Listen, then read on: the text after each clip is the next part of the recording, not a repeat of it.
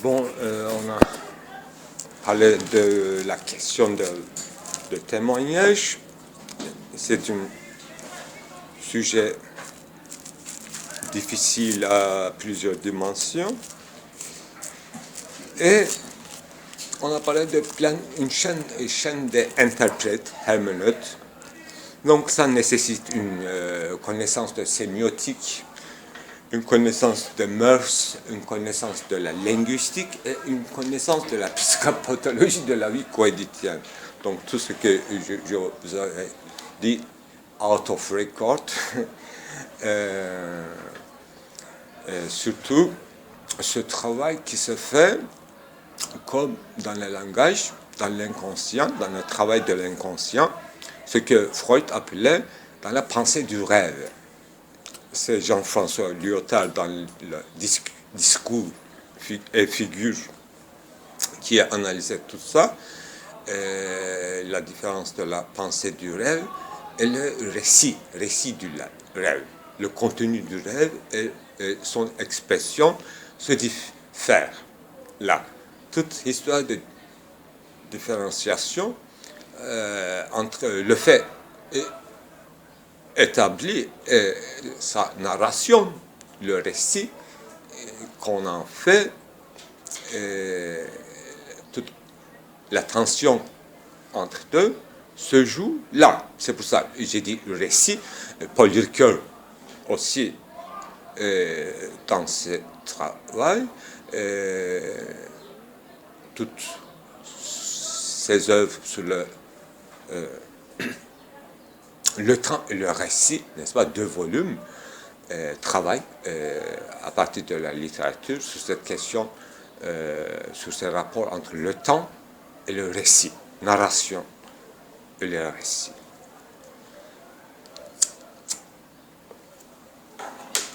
Là, ce que j'avais dit dans les semaines précédentes concernant la distinction entre chez Husserl, indication et signification, Bedeutung et Indice, se joue aussi ici. Donc, phénoménologie husserlienne a un mot très fort sur ce sujet. J'ai cité Charles Sanders Peirce, sa théorie linguistique qui était beaucoup plus détaillée que Saussure. Gilles Deleuze, surtout dans la logique du sens, mais aussi dans ses livres sur le cinéma, dans l'image-mouvement et image-temps, privilégie la théorie de Peirce dans la linguistique, parce qu'il y a des notions concernant icône, image, signe. Ce que je me rappelle, il n'y a pas seulement un rapport de signifiant et signifié, mais il y a un rapport qu'on peut appeler latéral ou horizontal de signe à signe. Mais il y a une catégorie encore plus énigmatique, signe, avec encore trait d'union, signe. Un signe qui a une fonction de signe, d'une autre signe.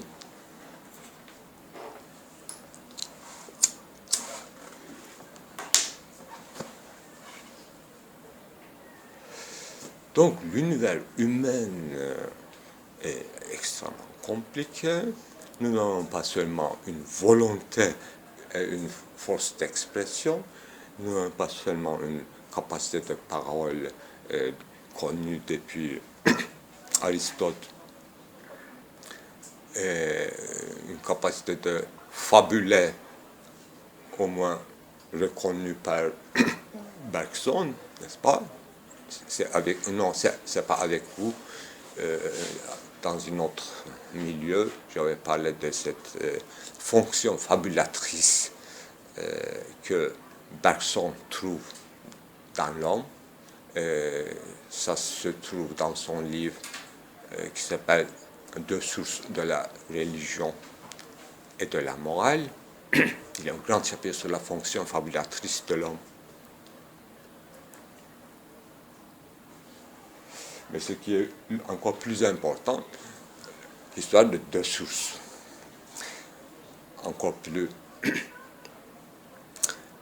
Ce qui complique les choses encore plus, ce n'est pas notre fonction d'imagination ou fabulation, mais nous sommes dépendants de deux sources. Donc je ne peux expliquer aujourd'hui, mais Derrida aussi a consacré un grand article que j'ai traduit, n'est-ce pas, qui s'appelle « Foi et savoir » ou bien. Donc, attestation, témoignage, finalement, nécessite une certaine foi. Au-delà de tout savoir, dans la première heure aussi, j'ai parlé de fier, confier, fier, avoir confiance finalement. L'histoire de l'attestation est intimement liée d'une part à la subjectivité interprétative et d'autre part à notre foi, à sa bonne foi, à ma foi, etc. Donc c'est un domaine très fragile, humain. Alors, si on retourne à ce thème de brûler avec, ontologiquement, si c'est vrai, si l'histoire ou bien le temps en général a une force d'érosion jusqu'à annihilation totale de toute trace, donc ou bien nous allons nous fier seulement à des traces objectives colossales, monumentales, dont nous ne comprendrons rien, soit à des documents déchiffrables de l'ordre discursif,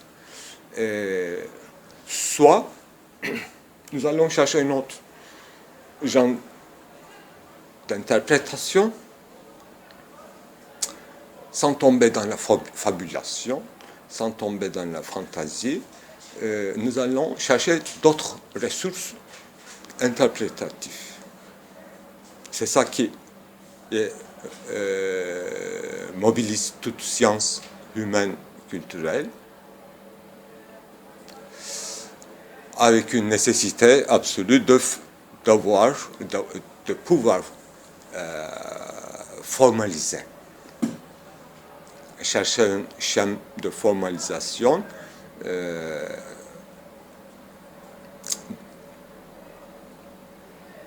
pour pouvoir interpréter. Donc, l'autre jour, en fait, en pensant à ce rapport de Paul Celan et le silence de Heidegger, non-réponse de Heidegger, son absence de pardon ou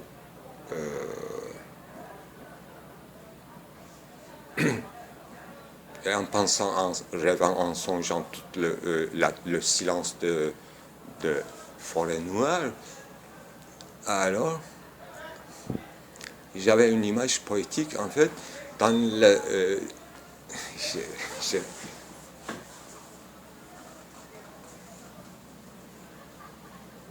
cette image poétique, c'était buisson, ou bien forestier, domaine forestier en friche, buisson. Dans cette buisson, il n'y avait pas d'étincelle, il n'y avait pas de feu. Ateş ocağa düşmemiş Heidegger'de diye özetleyebiliriz.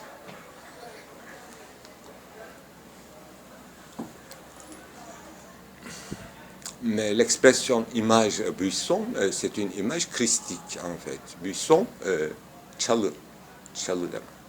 Ce qu'on met à la tête de Jésus-Christ avant de le crucifier, comme quoi il était soi-disant le roi prétendu des Juifs.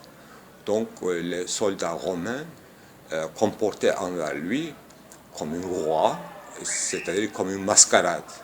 Un roi sans trône, on l'a trôné avec les buissons épineux.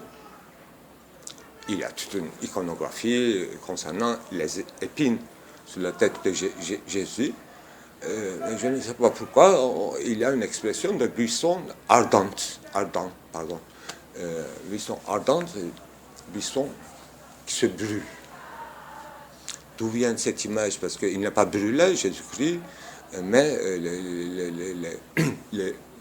les épins, le piquet, souvent, ardent. Ardent présuppose à la fois feu, mais les autres choses aussi. Être ardent, quelqu'un ardent, qui est très animé par quelque chose, mais extasié.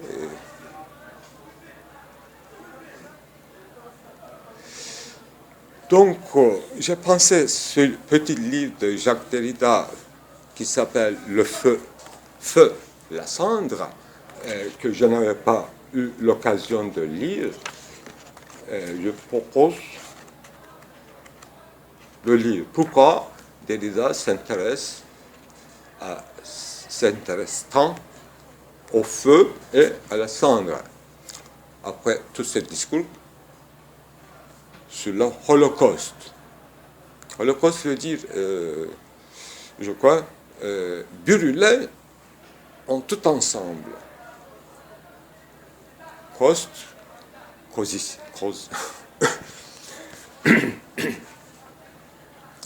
La substance caustique, ça veut dire une matière brûlable, inflammable.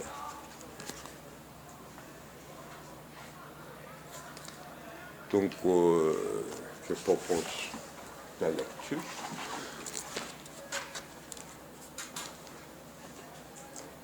Au fond, cet article est demandé, un article sur la cendre, est demandé par une revue qui n'existe plus,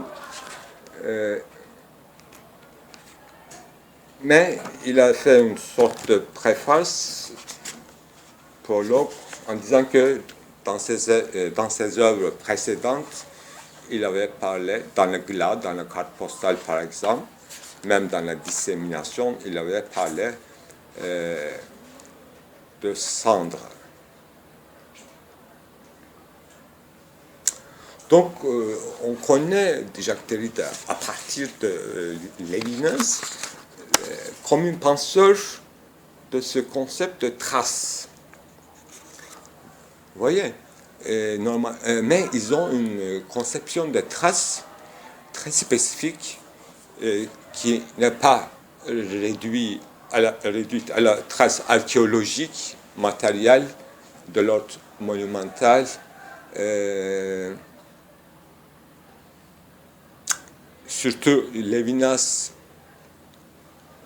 a des formules philosophiques pour expliquer cette notion de trace, pour souligner que cette trace n'est pas seulement du passé simple, au sens que c'est déjà réalisé empiriquement.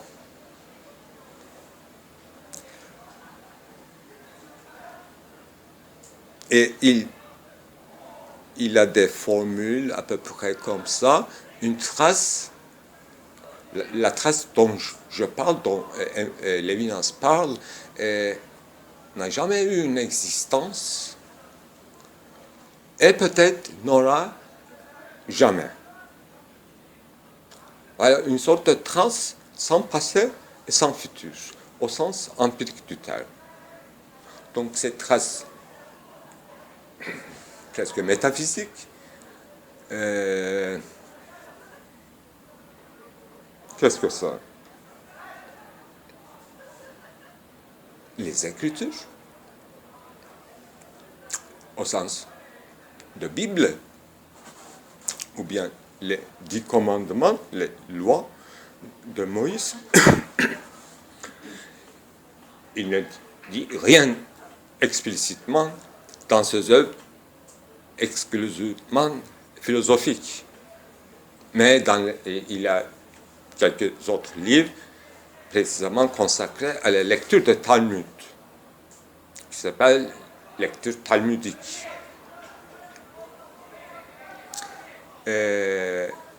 Mais même Lévinas disait que, ou bien écrivait un article intitulé Aimer Talmud plus que Dieu. Donc il aime quelque chose qui n'a pas une existence ontologique véritable et qui n'aura peut-être jamais. C'est une idée très originale si ce n'est pas absurde. Moi, j'ai toujours pris au très sérieux ce concept de trace et en soulignant chaque fois qu'il n'est pas de l'ordre ontologique. Et c'est moi qui ai inventé, à ma connaissance, le mot de méontologie. Bien sûr, le mot existe, mais il ne s'agit pas d'une discipline. Moi, je n'ai pas de prétention de forger une discipline, mais j'ai des cours que j'ai intitulés Méontologie du multiple. Là, j'ai travaillé. C'est pas peut-être une vraie destruction de l'ontologie au sens positif du terme, mais c'est Lévinas qui a fait commencer ce mouvement de hostilité, ou bien hostilité à la privilège de l'ontologie dans la philosophie. Mais à ma connaissance, d'une part, la trace lévinasienne de l'ordre de méontologie, mais c'est très discutable techniquement en philosophie, parce que moi aussi je reconnais que en sortant de l'ontologie, en prétendant entrer dans la méontologie, c'est pas facile de sortir de l'ontologie.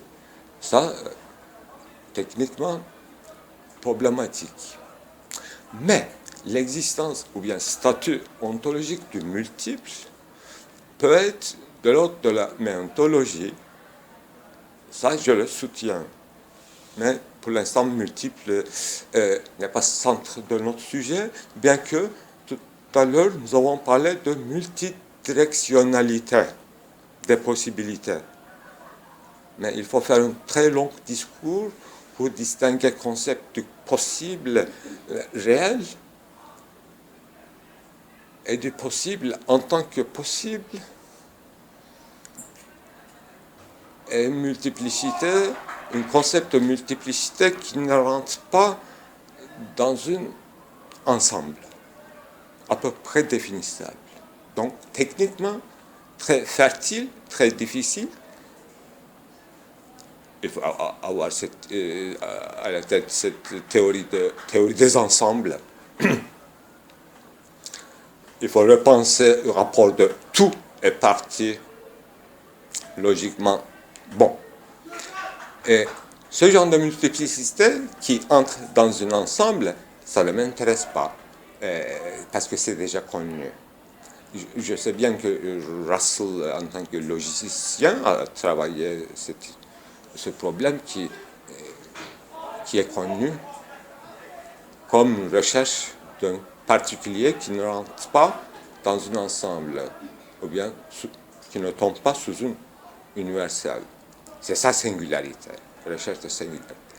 Alors, Russell aussi, sûrement, a ressenti une difficulté et a cherché une nouvelle concept de singularité, essayer de former, ou bien exposer au moins le problème. Le problème est très connu apparemment chez les logiciens, mais un problème logique,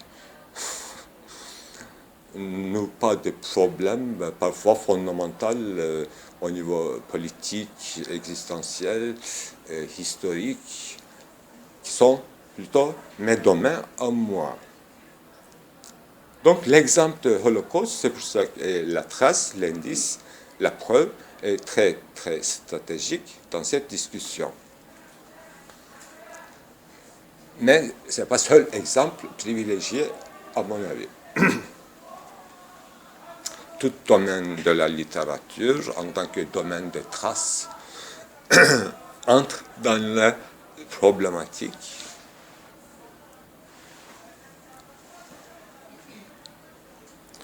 Donc, je me disais que qu'est-ce que cette cendre? Alors, ça devrait être quelque chose de l'ordre de cette trace non ontologique, ni présent ni futur. Si un philosophe comme Derrida parle de la cendre, oui, il y a une connotation avec, bien sûr, disparition dans le Holocauste, devenir cendre. Mais cette fois-ci, pourquoi ce titre, cette syntagme, feu la cendre? Pourquoi on va réanimer la trace? Donc, ce n'est pas seulement des disparus de Holocauste, mais encore un concept de trace conçu sur le modèle de cendre. Et là, l'expression peut-être consacrée en français, je ne suis pas sûr. Est-ce que c'est une expression inventée ou qui existe déjà, consacrée? Parce qu'en turc, quand même, külü ateşlemek. Ça existe dans notre idiome, une expression, n'est-ce pas?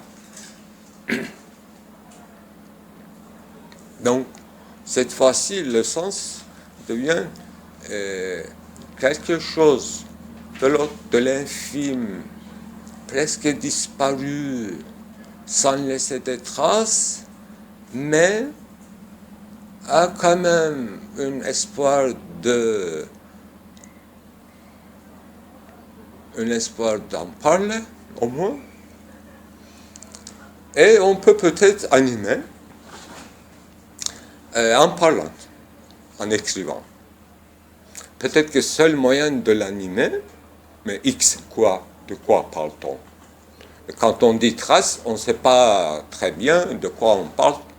C'est un concept, mais on ne sait pas, normalement, au sens kantien du terme, s'il s'agit d'un concept, alors nous savons de quoi parlons et ça tombe sur les catégories. Mais ce nouveau concept de trace a fait tout pour ne pas tomber sur les catégories, ni aristotéliciens, ni kantiens, et donc c'est pas concept. Tout simplement, c'est pas concept. Si on va rester kantien. D'ailleurs, Derrida utilise l'expression d'un mi-concept, par exemple. Parfois, il utilise l'expression quasi-transcendantale. Mais ce n'est pas une véritable solution. Donc, on parle dans le pénombre, dans une obscurité.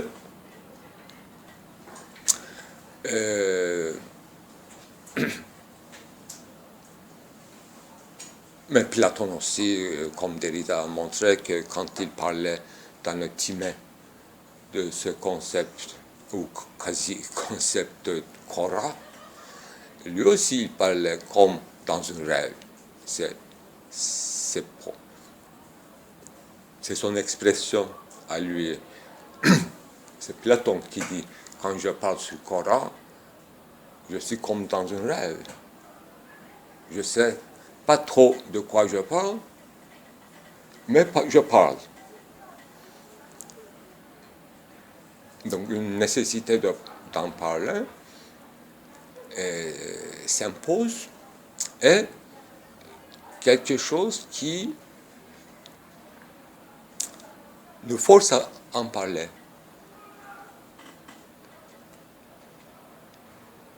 Voilà, il y a un rapport bizarre, réciproque, mais si je répète, est-ce que Coran nous regarde?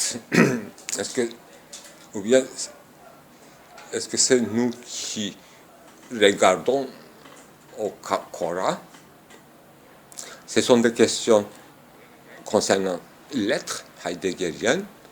Vous savez, question de l'être chez Heidegger concerne uniquement Dasein. Donc, question d'être n'existe pas en dehors de questionnement de Dasein. D'où vient cette image heideggerienne Comme quoi, Dasein serait pasteur de l'être. Pasteur, çoban. Le mot pasteur, vous savez,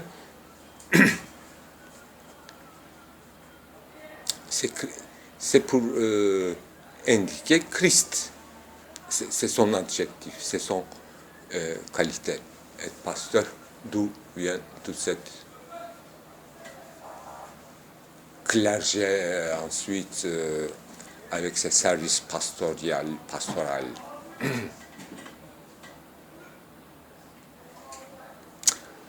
Donc, on peut donc écrire peut-être, sans savoir de quoi il s'agit, la sang est animé et quelque chose de l'autre presque disparu.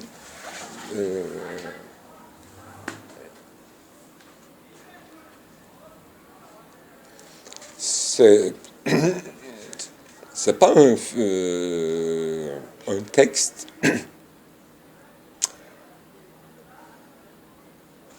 conventionnellement philosophique, c'est un essai.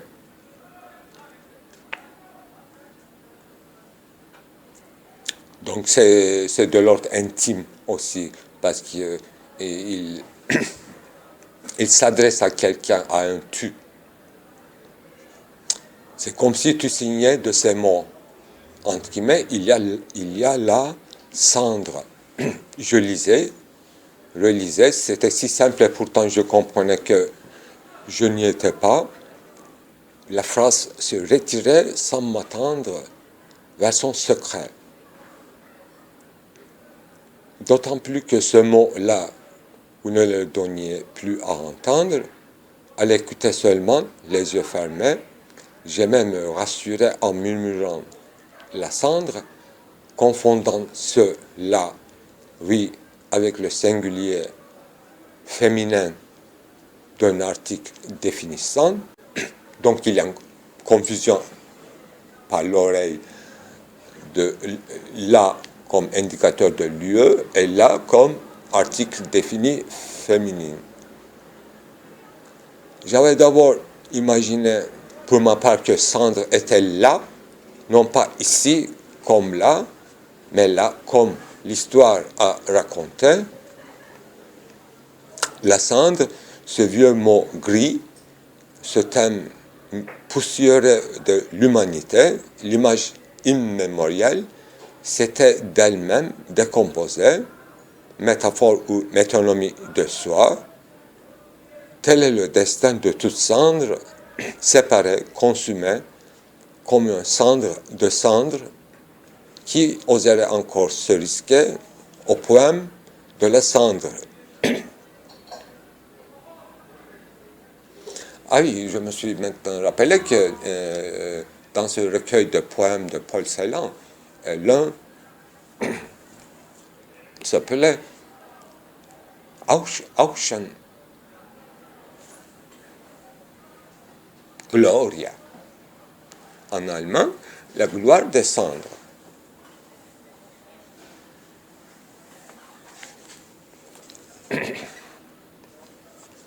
Ah oui.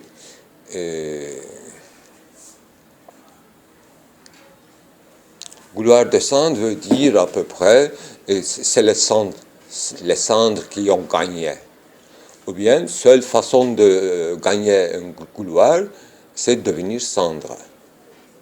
On ne peut pas se battre avec ce genre d'ennemi. Donc, seul moyen de victoire, cendre. C'est pour ça que peut-être Derrida dit que qui oserait encore se risquer au poème de la cendre?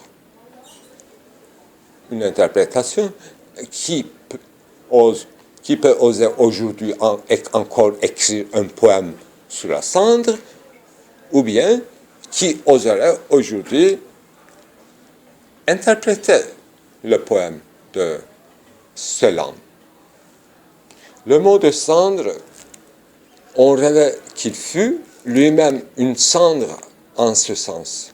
Là, là-bas, éloigné dans le passé, mémoire perdue pour ce qui n'est plus ici, d'ici, les morts, et par là, sa phrase aura voulu dire, sans rien garder,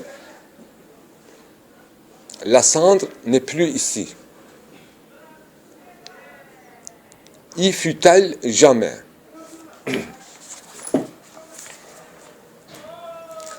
Donc, c'est un peu en parallèle avec le concept de quasi-concept de trace. Quand on dit trace, on dit que la présence à soi des choses n'existe plus. Soit il est mort, soit il est disparu, non présent. Mais est-ce qu'il était jamais là, dans le là de être là, dans le da de Dasein? C'est pour ça que y fut-elle jamais, jamais. Hiç burada oldu bu. Hiç mevcudiyete sahip oldu. Est-ce qu'il y a eu jamais une présence? Donc c'est un questionnement non philosophique, mais poétique, sur le là, c'est-à-dire la présence de la trace. On peut écrire et dire des phrases comme ça. Il y a la cendre, là comme Dasein. Quand cela fut, il y a près de 10 ans, la phrase éloignée d'elle-même, en elle, elle portait le lointain. Malgré sa place et l'apparence, elle ne se laissait pas scier. Elle n'appartenait plus, un peu comme si, ne signifiant rien qui fût intelligible. Elle venait de très loin à la rencontre de son présumé signataire, qui ne la lisait même pas, la recevait à peine, la revêt plutôt comme une légende, une fumée de tabac, ces mots qui sortent de votre bouche et vont se perdre sans reconnaissance. Suppose, voilà ce que j'aurais aimé lui demander, mais à qui, pour la première fois ce matin, 10 ans après, je prends conscience jusqu'à pouvoir me l'avouer de ce qui, à la lecture, s'imprime en moi, au centre défendu, mais préparé pour la jouissance muette. L'article absent devant telle cendre, en un mot, la ressemblance esquissée par cet homophone là faisait trembler d'une femme le fantôme au fond du mot, dans la fumée, le nom propre au fond du nom commun. La cendre n'est pas ici, mais il y a cendre. Cette fois-ci avec une majuscule. Donc ça est devenu une sorte de figure, ou bien figurine, une femme peut-être. Qui est cendre? C'est vrai qu'en français, il y a un prénom Sandrine, par exemple. Où est-elle? Où court-elle à cette heure si l'homophonie retient le nom singulier dans le nom commun? Ce fut bien là une personne disparue, mais une chose qui en garde et à la fois perd la trace. La cendre. Bon, cette fois-ci, j'ai pensé à une autre œuvre littéraire et un travail de Freud aussi. C'est lié intimement avec les cendres parce que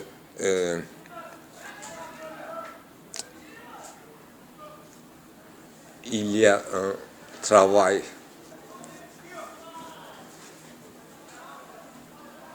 de Freud dont j'ai oublié le titre, rêve quelque chose, rêve quelque chose. Rêve à existence, bon, il faut chercher là. C'est sur une conte d'un écrivain allemand dans lequel un archéologue allemand, ça veut dire grande personne, si un archéologue est allemand,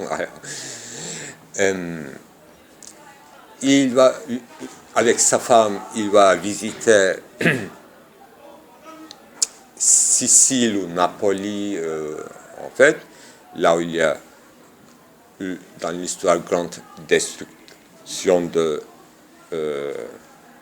volcans, Vésuve, où toute une ville est enterrée sous les cendres. Le nom de la ville, Pompéi.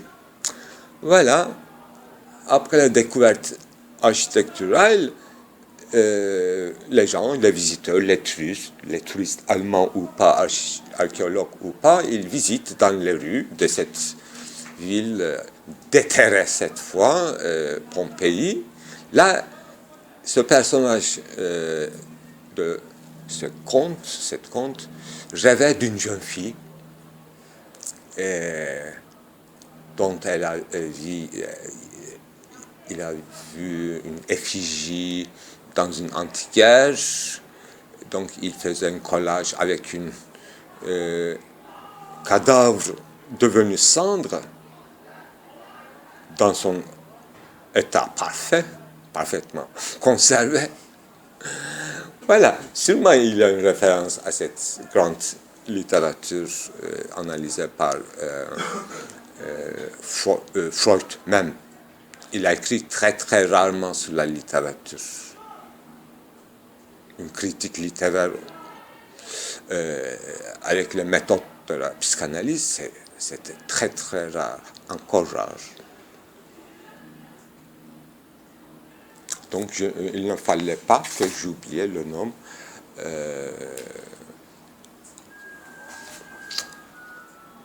Donc, en dehors de Holocauste, il y a l'histoire des cendres et la disparition et des rêves concernant investissement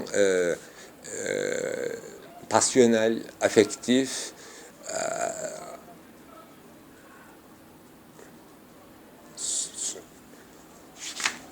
à la cendre, disons. Mais le problème est que, enfin, au niveau métaphysique, Pompéi a eu réellement dans l'histoire et ces traces renvoient à une présence pleine, vivante, dont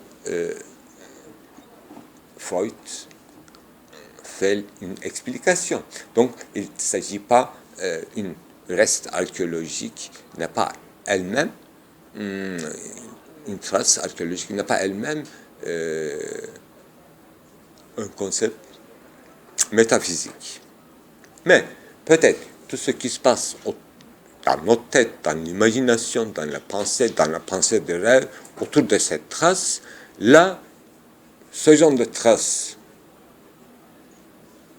affectives, pensantes, rêvantes, là on peut mettre sous cette catégorie non catégorique, difficilement catégorisable, de concepts métaphysiques de traces. Mais comment? Dans certains cas, dans le cas de Pompéi, c'est une affaire d'archéologue. Ce n'est pas une affaire de métaphysicien. Par définition, ce n'est pas une affaire de psychanalyse non plus. N'est-ce pas? Ça n'a rien à voir normalement avec psychanalyse. Il y a un travail parce que ça a eu réellement eu lieu, oui, dans la psychanalyse n'est pas métaphysicienne non plus, il travaille avec les gens qui a eu leur trauma dans le passé. Est-ce bien sûr? Il faut distinguer dans le registre de la psychanalyse aussi, et il faut être à peu près clair sur le sens de ce concept de trauma aussi. D'ailleurs, le mot trauma, ça vient de grec directement, qui veut dire peur, crainte. Donc, vous savez, vous voyez, si on sort du concept de trauma comme quelque chose qui a réellement heurté ce personnage et dont ce personnage est blessé, c'est autre chose. Mais une peur, une angst, une angoisse, ça n'a aucune réalité. Pas forcément.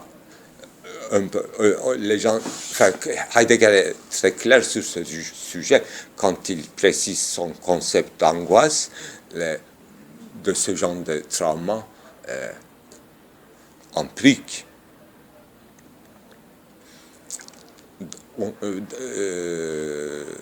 Angoisse existentielle ou bien dans le domaine de la ontologie fondamentale, presque n'a rien à voir avec un concept psychologique de trauma. Ça, il dit clairement. Mais maintenant, à l'intérieur même de la psychanalyse, nous aussi, peut-être Derrida aussi, peut dire que, au fond, l'affaire de la psychanalyse non plus des traumas de l'ordre empirique. En plus, empiricité et non-empiricité, c'est très difficilement démêlable. Vous pouvez parfaitement avoir un trauma pendant la guerre de Vietnam et rentrer aux États-Unis et avoir des soins psychiatriques. Vous pouvez encore rater votre soin et vous pouvez commencer à devenir alcoolique, etc. Bon, vous voyez, ce n'est pas une garantie avoir un trauma empirique pour qu'il soit soigné d'une manière empirique avec les médicaments, etc. Je ne dis pas psychanalyse, je dis psychiatrique, des soins psychiatriques. Donc, le domaine de la psychanalyse aussi doit être de l'ordre de non-existence réelle. Vous voyez, ça, ce n'est pas moi qui dis première fois, c'est travailler après Freud, après Lacan, avec Lacan. C'est pour ça qu'on se réfère à la linguistique, non pas à des faits divers, policiers. Bunlar mahalle muhtarını ilgilendirecek meseleler değil. Devleti, polisi, doktoru, gardiyanı, hapishane müdürünü, n'est-ce pas, pour parler comme Foucault aussi. Vous établissez des disciplines applicables, des domaines des applications et des interventions sur les humains. Vous inventez des institutions sur des faits réels, soi-disant réels, n'est-ce pas? Vous fondez des tribunaux, des prisons, des hôpitaux, des asiles. Le mot asile, c'est vieilli. Quand vous regardez à la dictionnaire, c'est pas gentil de dire asile pour un hôpital psychiatrique ou bien soins psychiques. C'est encore plus gentil. Mais maintenant, nous sommes dans le XXIe siècle, dans une époque en plein asile. Le mot asile a trouvé son sens originel. Le mot asile avec les immigrés syriens, afghans, irakiens a trouvé son sens exact. Il s'agit jamais d'un hôpital psychiatrique, mais un no man's land. Voilà, maintenant, à mon interprétation. notre époque a trouvé son buisson ardent autrement, ailleurs. J'ai fait un rapprochement très rapide comme ça, sinon, sinon ça ne sert à rien. Il n'y a pas de buisson ardent, c'est un truc de givrerie de Moyen-Orient, c'est une histoire de blague des soldats romains, bon, ça n'a rien à voir avec l'existence. Il n'y a pas de péché capital. Bon, vous voyez, l'esprit de notre époque, plus évacue le mal, le trauma, etc., plus il tombe là-dedans. Cette théorie même exactement, d'abord de Freud, retour de refoulement, ou bien retour de retour de ce qui est exclu, ou retour du refoulement. Il peut y avoir plusieurs sortes, mais dans le domaine de la sociologie ou histoire, c'est Jean Baudrillard qui a quand même assez poussé à ses limites cette théorie, sans parler trop de Freud, qui n'aime pas trop, je crois. Surtout dans son livre qui s'appelle Transparence du mal. Transparence du mal.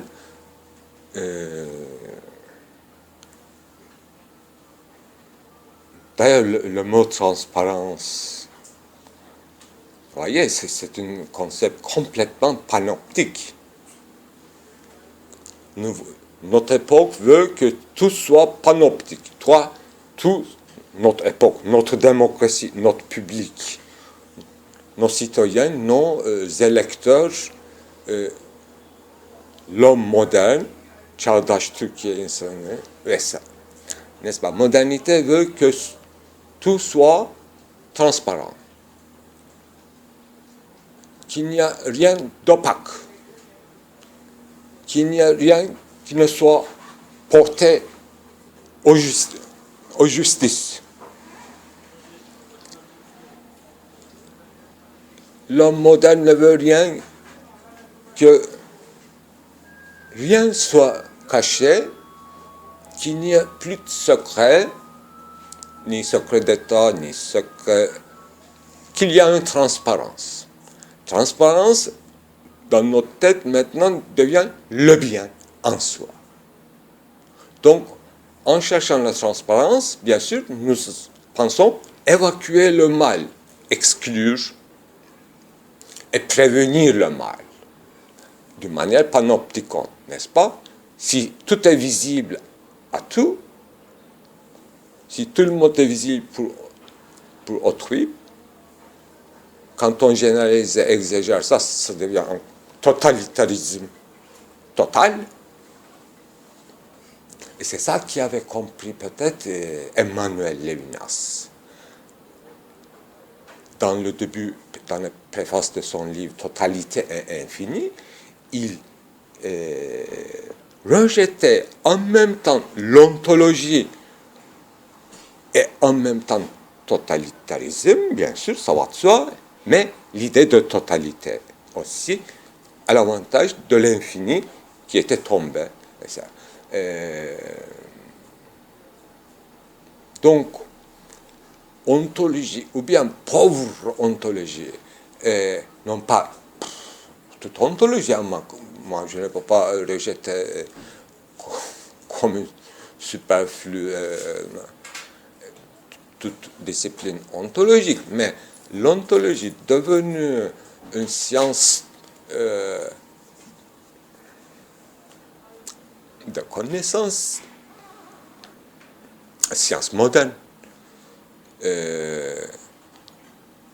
C'est vrai que les prémices de la science moderne qui calcule, qui veut tout savoir, qui porte tout à la justice, à la visibilité, à la discussion, pourquoi pas. Toutes ces prémices existent, bien sûr, dans la philosophie classique et précisément dans le domaine d'ontologie. Mais moi, je ne suis pas très d'accord de rejeter toute une discipline, toute une histoire, et c'est très très risqué parce que quand on jette l'eau de bain, on jette aussi en même temps le bébé. Moi, j'ai besoin des instruments de la métaphysique, de l'ontologie et de toute la philosophie. Pour faire quoi? Pour faire mon gauchissement. Pourquoi pas? Pour faire mon droit à la multidirectionnalité. Parce que gauche-droite, ça m'ennuie, ça m'asphyxie. Ça, je ne veux pas me satisfaire avec deux dimensionnalités non plus. Je suis complètement désorienté. Enfin, l'un des très importants livres de Kant, comment s'orienter dans la pensée. C'est presque comme Heidegger, quoi. Orientierung. C'est pas... enfin, mon prochain livre, Érudition perdue, aura 5-6 chapitres concernant orientation 1, orientation 2, désorientation, orientation, orientierung. Le titre, c'est De l'Orient à l'Occident, érudition perdue et orientation. Et recherche méthodique, je veux dire, enfin, orientation. Dans le pauvre sens, orientation veut dire une sorte d'initié à un métier, à trouver des stages pour avoir un boulot et tout. Orientation, aujourd'hui, en France, veut dire ça. Sinon, si on passe au-delà, petit français comprend tout de suite qu'il y a une manipulation. Il veut être libre, trouve-moi un boulot. Et ils ont le droit de dire ça, mais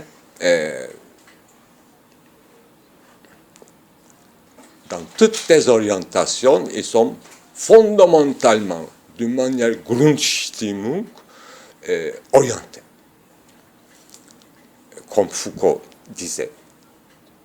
Ils sont si orientés, nous aussi, nous sommes si orientés que l'État ne fait presque rien pour nous réorienter.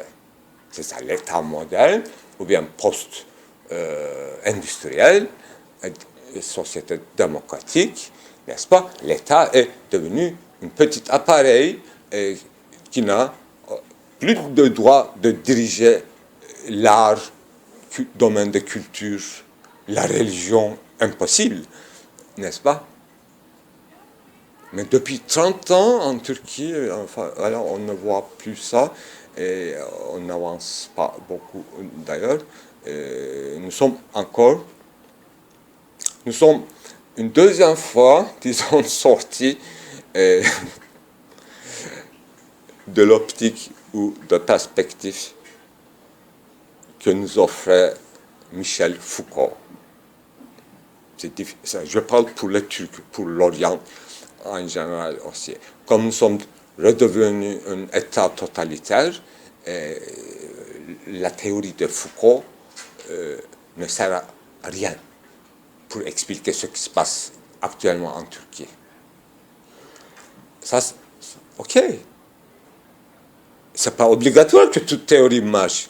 Mais moi, en tant que Foucaultien déridien, je deviens ennemi public numéro 1. Pourquoi je promulgue une théorie qui ne marche pas en Turquie? Et je ne parle plus turc alors. Vous comprenez? Il y a une hostilité de la part des gauchistes turcs contre Foucault. Derrida, il ne connaît même pas, mais surtout Foucault, un véritable, avec le concept de micro-pouvoir, etc.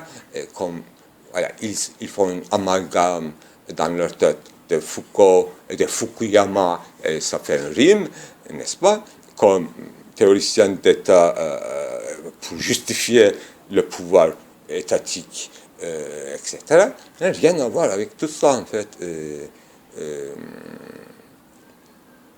Il a divisé dans son micro-analyse l'État en 1000 morceaux. En fait, il a dit qu'il n'y a plus peut-être des sociétés de discipline, des sociétés disciplinaires. Pendant toute sa vie, il a travaillé sur le passé de la France, sur ses pratiques disciplinaires pour déchiffrer. Et puis il a dit que oui, peut-être aujourd'hui il n'y a plus de régime disciplinaire, mais le passé, moi, je vous ai montré votre archive, et documents et monuments, et maintenant on est passé à une société de contrôle. Voilà. Deleuze aussi a répété plusieurs fois cette dernière thèse de Foucault. Donc Foucault aussi a une évolution. D'abord, il a travaillé sur l'archive, dans l'archive. Donc, avec les approximations, les théories sont falsifiées, et non pas seulement des théories, de noms propres, de personnalités comme Foucault, comme Deleuze, comme Heidegger, comme Deleuze. C'est pas extraordinairement original comme situation. Socrate aussi était mal vu dans sa société.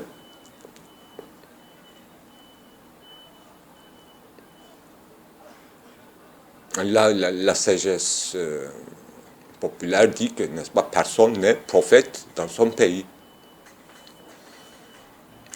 Derrida aussi a eu un accueil dans les États-Unis, dans une petite partie des milieux universitaires, bien sûr. Bon, cette fois-ci,